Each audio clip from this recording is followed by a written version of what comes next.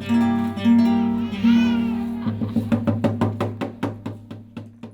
sont venus, ils ont cherché la pelle, ils se sont accroupis parce que certains sont plus à l'aise que d'autres en fait. Et j'ai remarqué qu'il y en a qui s'accroupissent, ils ne veulent pas se salir. Et donc ils creusent. Et d'autres s'assoient, ils mettent le seau au milieu. Ils jouent comme avec le sable en fait. Et il y a plein de scènes et de comparaisons, comme quoi ils sont à la mer en fait.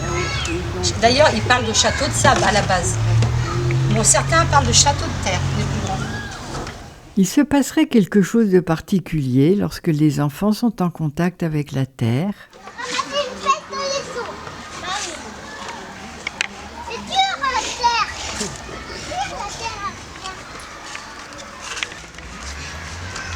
Ramasse toute la pesteuse. Ramasse la pesteuse. Ramasse la pesteuse.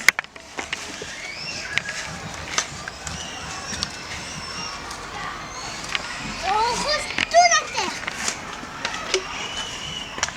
C'est pour ça. Quoi ça ou quoi? C'est pour faire quoi? C'est pour gratter ça.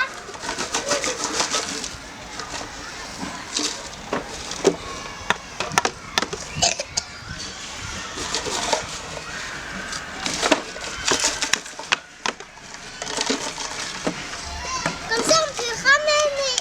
Comme ça, on peut ramener à la maison. Bien.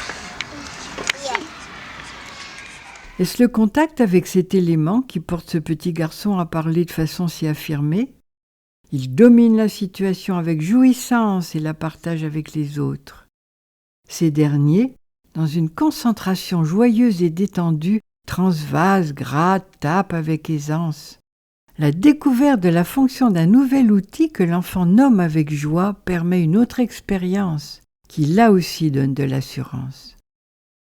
Il y a quelquefois des surprises dans la terre, alors on tape dessus pour se l'approprier. Un enfant prend le grattoir de l'autre qui accepte le partage.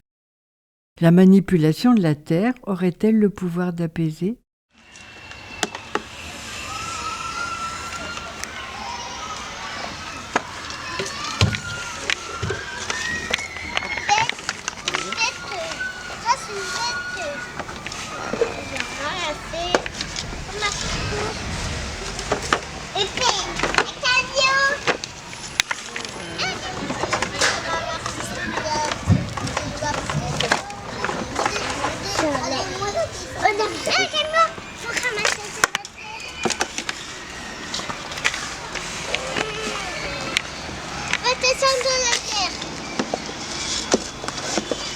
Les enfants sont tous des conducteurs de camions. Il y a même un moment d'activité conjointe avec un but commun, remplir un camion. Cela s'est fait tout seul. Là encore, les rencontres et les gestes sont tranquilles. Les enfants sont en train de faire des acquisitions que peu à peu, ils réinvestiront dans d'autres expériences. Je me dis qu'il pleuve, qu'il vente ou qu'il neige, je me dis ça les empêchera pas de sortir. Moi j'aime bien les sortir, au contraire. Ils découvrent autre chose, quoi. La terre mouillée, c'est une autre texture aussi en fait. Là elle est sèche. Donc souvent Hugo il me dit « Oh Marilène, elle est dure la terre ». Je dis oui parce qu'il manque d'eau, quoi. En fin de journée, on arrose tous les plantations. Les fraisiers, les framboisiers avec les enfants, avec la récupération d'eau. Je pense que le fait de venir arroser tous les jours, je trouve que ça les rend patients en fait, parce qu'ils voient une évolution de la plante. Et c'est vrai que si j'ai une réaction, mais pourquoi c'est pas sorti? Il faut attendre un petit peu. Je dis ça grandit, c'est comme toi, ça grandit doucement. Voilà, c'est tout un plaisir de faire cette activité-là avec les enfants.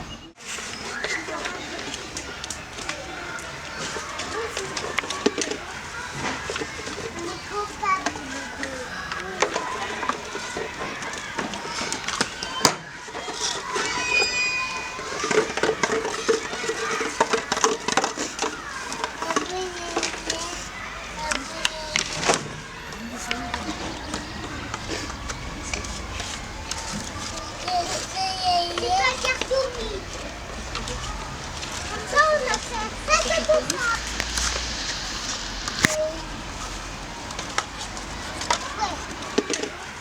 Un plus petit regarde, montre, partage, parle, manipule 3 récipients à la fois. Il secoue le petit objet terreux et écoute le son qu'il fait. Lui n'a pas peur de prendre la terre à pleine main, ou bien juste avec 2 doigts. Quelle bonne sensation, c'est doux, c'est un peu chaud, ça pique peut-être. L'odeur de la terre et ses variations doivent l'envahir. Donc, pas ça. Oui, ça m'est arrivé l'année dernière de prendre un petit groupe et comme ils avaient de la terre dans les baskets, finalement j'ai dit écoutez les enfants, vous enlevez vos baskets, vous mettez les pieds dans la terre. Comme ça vous avez la sensation de la terre aussi, c'est sympa. Et donc ils m'ont dit c'est tout mou. Et puis il y avait un caillou aussi. Donc ils me disent c'est dur. Nu-pied c'est sympa aussi. Au contraire, les mains, les pieds. Ils sont à l'aise. Hein. La Terre, moi je dis que c'est notre planète, voilà, c'est une matière agréable à toucher en fait. Cette complicité entre l'enfant et la terre se dévoile ici. Les enfants se métamorphosent, ils ont plus d'assurance, les rapports entre eux sont harmonieux.